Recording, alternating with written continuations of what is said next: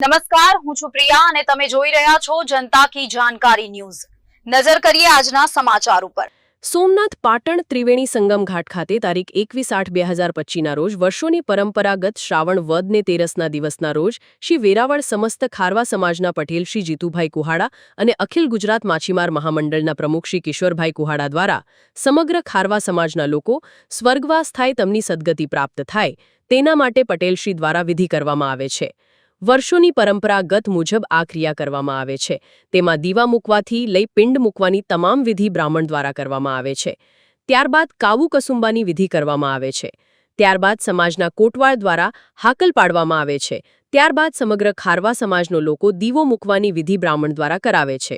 સગા સંબંધી બધા પિંડ મૂકીને પીપળે પાણી પીવડાવીને પિતૃની સદગતિની પ્રભુ પાસે પ્રાર્થના કરે છે।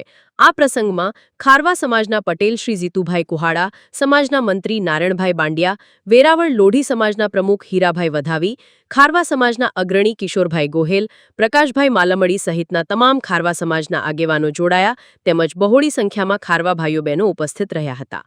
રિપોર્ટ સોની યોગેશ સત્યકુંવર। નામ જીતુભાઈ મોહનભાઈ કુવાડા છે। હું વેરાવળ સમસ્ત ખારવા સમાજ પટેલ છું।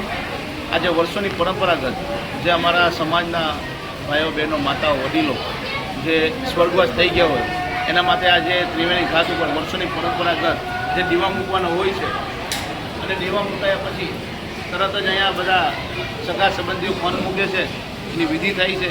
વિધિ થયા પછી તરત જ અહીંથી આજથી 6